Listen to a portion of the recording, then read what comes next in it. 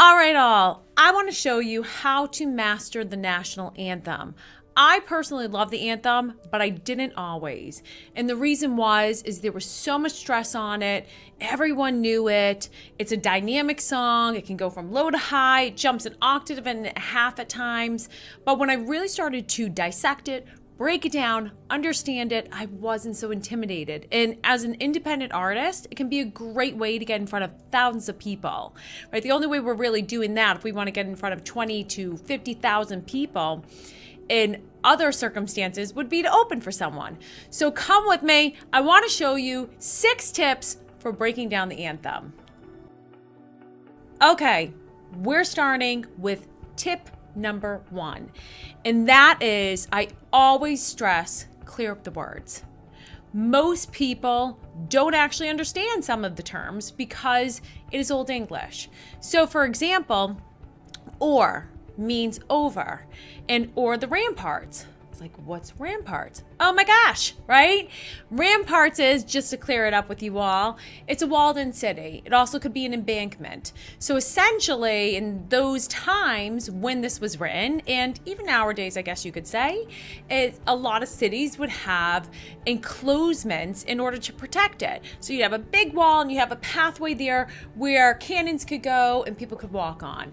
So if I don't actually, and the reason this is important to know the words that we're singing and understand the lyrics we're singing is, I've seen so many people go, oh my God, I can't remember the lyrics. And I'm like, yeah, but do you actually understand what you're singing? So if you don't understand what you're singing, it becomes so hard to actually stay in the song and know, because every song is like a mini movie. It's a mini story. And if I don't know what the story is or what the words are, I'm going to get lost in it. So do yourself a huge favor. I always start this with my artist and we walk through the whole thing and just make sure it's really cleared up, that you look up a little bit of the context of the anthem, when it was, a little background on it. So this way you can really connect with the song itself.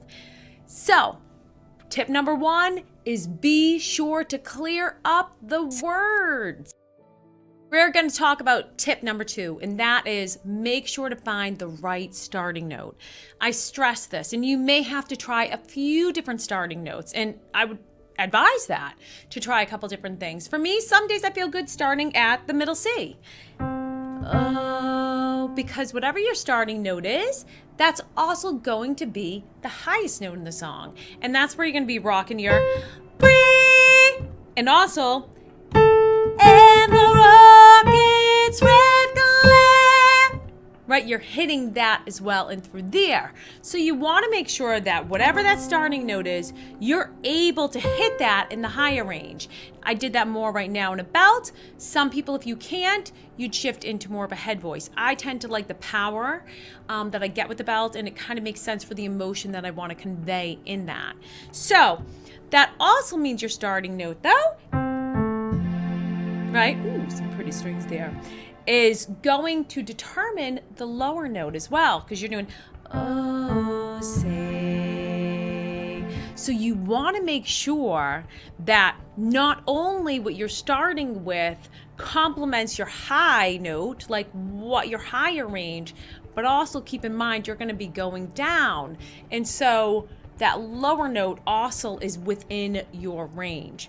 And so I think that's always the challenge, is it tends to hit the lowest note of our range and the highest note of our range in regards to, I'd probably say with the belt, because a lot of people can go a lot higher in their head voice than they can in the belt. But when you hear that anthem, tend to hear on that free, that belt, and it just sells the song, right? So that's what I would say, is play around with multiple starting notes. And for me, yeah, some days, again, like I mentioned, the C sound, the C is where I want to start, or maybe I want to go to the C sharp if my lower range is a little rough on that day and I want to. And I can handle obviously going up to that C sharp there. So that is a huge tip in making sure you master it, because sometimes people start at what feels good for the lower stuff, but then as they start to go higher, it's like, oh my gosh, what did I do? And with that note as well, always make sure to have a pitch pipe or your phones have lots of apps nowadays where you can find your starting note, because you're going to do all this work to figure out what fits your voice best. And then all of a sudden, when you go to do it, a lot of times you're like, oh my gosh, because you're not going to have music. So you want to make sure that you have that starting note, a way to find it. All right, let's move forward. Okay. Tip number 3 for that one, you want to make sure you apply open vowels. By open vowels, I mean right? Those, you can see my mouth. Closed are like e, I, ooh. My mouth is more closed. The challenge is this, right? When it comes, and this is super important, with our high notes, I'm not going to sing it. And the rockets went clear. Right? It's going to be pinched. I'm going to do and the rockets red glare. And the rockets red glare. I'm open. Now you're still on your end, picking up, translating that over to what it needs to be. Right? But a lot of times, and we don't want to lose the articulation within the anthem, I would say that's super important. But if I don't open up, it's gonna sound more pinched. I'm gonna have a lot harder time. I might even feel like I need to and push more than I need to. And see how that opens things up for me? It sounds better, it feels better. So do yourself a huge favor. Go through, and those vowels that I just gave you on those higher notes, apply them. And if you're having a hard time figuring out which one, just open your mouth and sing. Because if I do, it's automatically, and, oh, that's going to come out. I'm going to know what to do there. So, and, I'm thinking E-H and D. And then when it comes to the free, that's a little tricky because we tend to want to give it that nice free. Where am I at here? O'er the land of the free. Right? And notice I'm opening. I'm almost thinking of fray. Fray. You might start by doing fray, because otherwise, free. People tend to do that because it's an E vowel. So I'm going to do fray. I'm going to make sure I master keeping it nice and open internally. And then you saw I shifted. I didn't close all the way. I didn't close to a free, right? Free. I kept it nice enough like I'm smiling, and that will help hit that top note there. So that is what I want to say with this. On those higher notes, think about loosening them up a little bit. Apply those vowels. It's going to feel better. It's going to sound better. All right, let's move forward. Tip number 4, we are going to be thinking about the free, right? That tends to be the pinnacle moment in the song. There's so much emphasis on it. We love that part when you're doing it.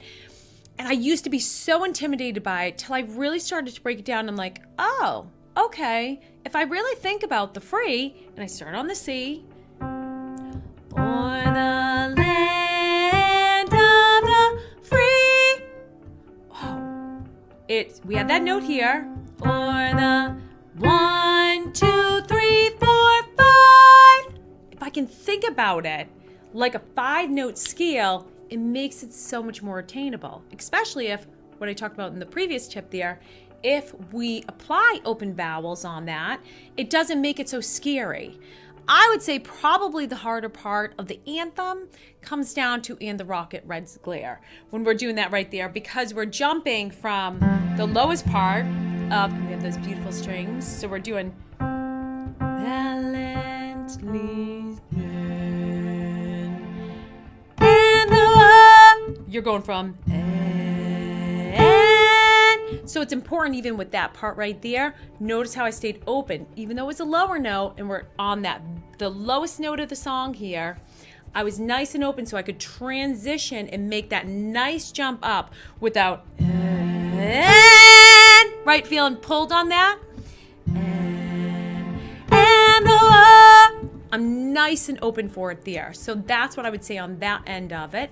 And with the free, I can kind of think, oh, okay, cool. I'm thinking of for the land, open vowel, land of the free. See how I kind of went up with that there? It makes it so much more obtainable. So make sure when you're thinking of that, okay, cool, 1, 2, 3, 4, 5, you're thinking of the 5-note run.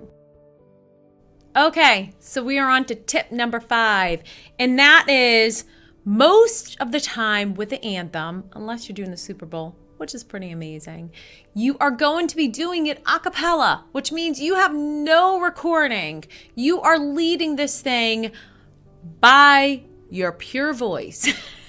So be sure to drill this with music is really helpful. So you can almost have that music ingrained in your mind, right? I love when I'm like, listen to it over and over. So when you're doing it, oh, see, can you see? Right? You're hearing that play over and over, and it keeps you with the time and in the right key. Because that can be a big thing that can happen with the anthem is people start to shift keys.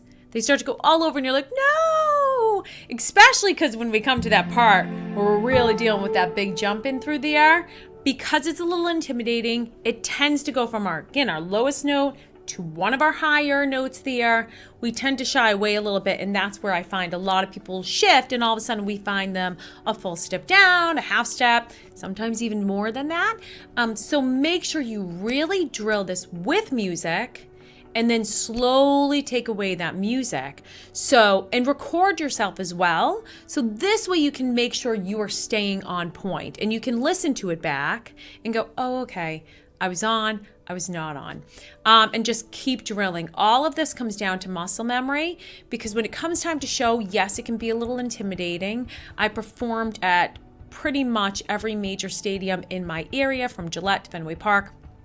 And I know it's like this nervous excitement. And so therefore you want to make sure it's so drilled in that you're like, okay, you kind of go on automatic with it. Or for me, I like to kind of shift into the emotion of it and make sure that's there. So make sure you are doing this, drilling it with the music, but taking that away. Okay, we're there. We're at tip number 6. So tip number 6 is be prepared for an echo.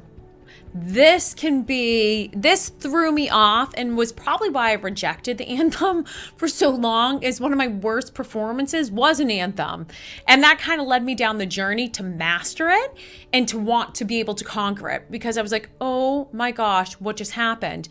And this is the very thing that happened to me. And I want to pass it on to you all so it doesn't happen to you. But there was an echo in the stadium that I wasn't aware of. And so when I started to sing, it was like, oh, say. And all of a sudden, I heard, oh, say. And I started to follow that, wait for it to finish, then go. And it got me all off track, and it was a hot mess. I always remember it and pass it on to artists, because it's like, I don't know, there's so much. I was like, listen, we all make mistakes. We all learn from them, and that's an important thing there. So what you can do with this is, earplugs are great. I would always ask the venue too. That's what I do when I book the anthem is there, or sometimes I know from doing the anthem a few times at different places, is there an echo, or is there a delay? And if so, you'd probably want to bring earplugs. I like to do that. You could also drill with someone and have them saying the echo part of it.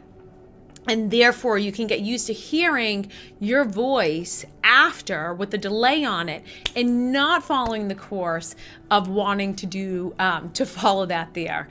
So I hope all of these tips were super helpful for you and make the anthem less intimidating, because it can be such an amazing song that leads to so much opportunity, especially for us independent artists.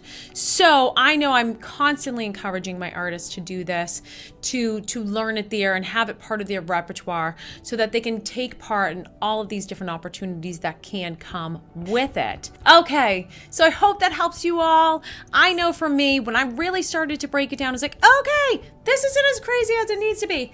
It helped me so much with my confidence and ability to get out there and do it. So I want to pay that forward to all of you. But what you could do for me to pay it forward and help me so much is if you hit that subscribe button. That helps me to continue to be able to generate this fabulous content for you all and share lot of times the things that I've encountered that didn't help me, and then the lessons that I learned from that did help me to break through those barriers. So subscribe below and let's nail that anthem.